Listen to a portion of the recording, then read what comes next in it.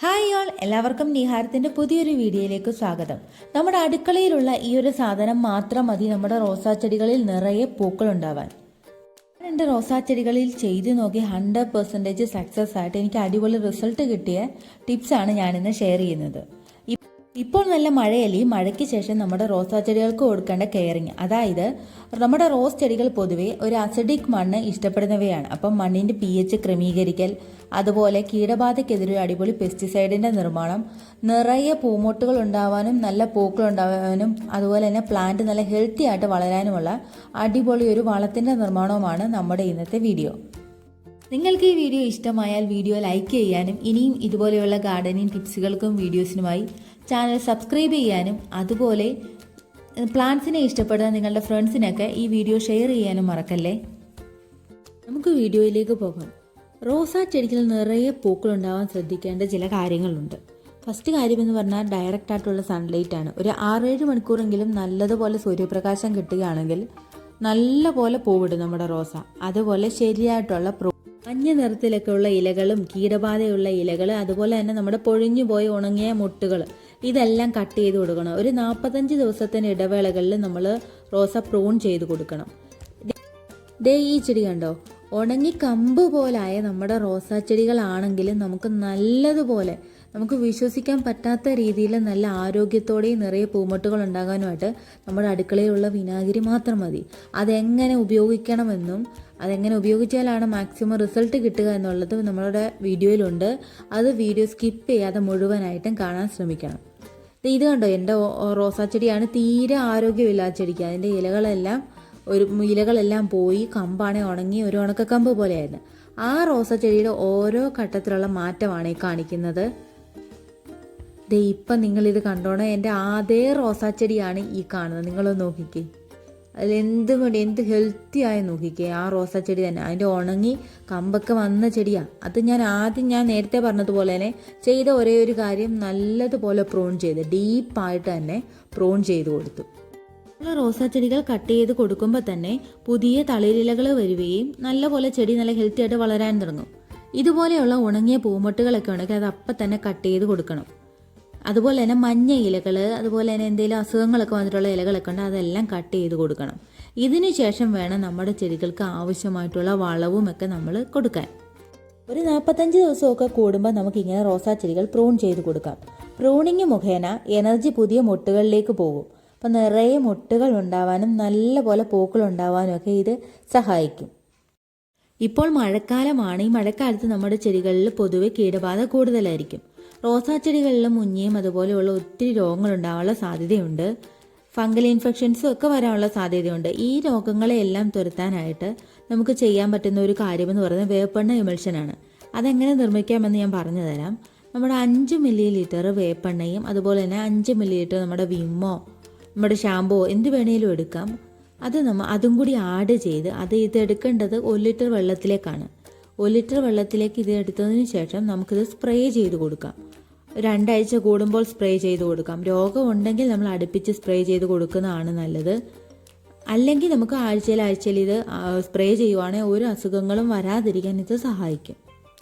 വേപ്പെണ്ണ emulsion വൈകുന്നേരങ്ങളിൽ spray ചെയ്ത് കൊടുക്കുന്നതായിരിക്കും നല്ലത്. നല്ല സൂര്യപ്രകാശമുള്ള സമയത്ത് സ്പ്രേ ചെയ്യാതിരിക്കുന്നതാണ് നല്ലത്.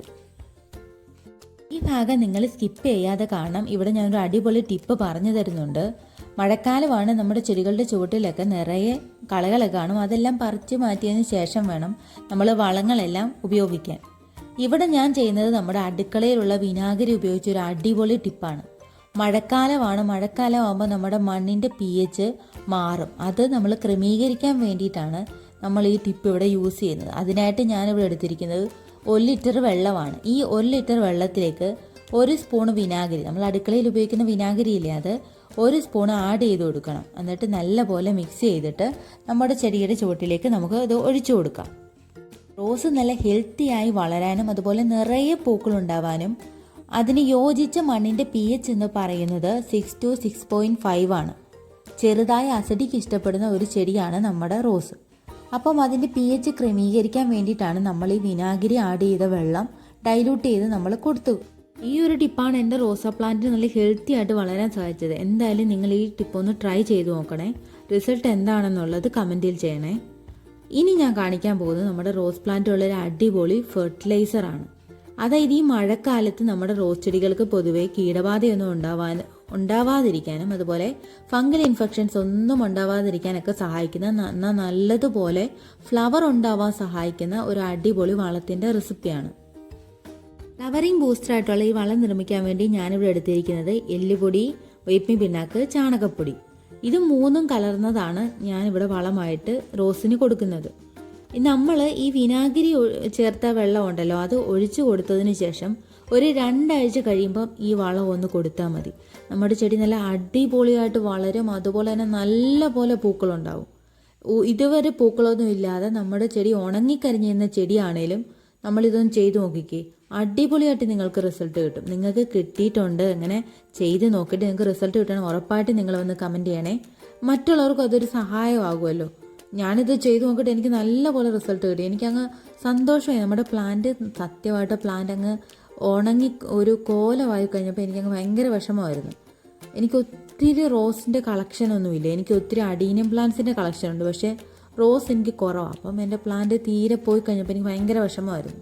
പക്ഷേ ഇത് ട്രൈ ചെയ്ത് നോക്കിയിട്ട് നല്ലപോലെ എനിക്ക് സക്സസ് ആയിട്ടുള്ള ഒരു ടിപ്പാണ്, നിങ്ങൾ ചെയ്ത് നോക്കണേ. ശ്രദ്ധിക്കേണ്ട ഒരു കാര്യമെന്ന് പറയുന്നത്, നമ്മൾ ഏത് വളം ഇട്ട് കൊടുക്കുമ്പോഴും നമ്മുടെ മണ്ണ് നല്ലപോലെ ഒന്ന് മിക്സ് ചെയ്ത് കൊടുക്കണം.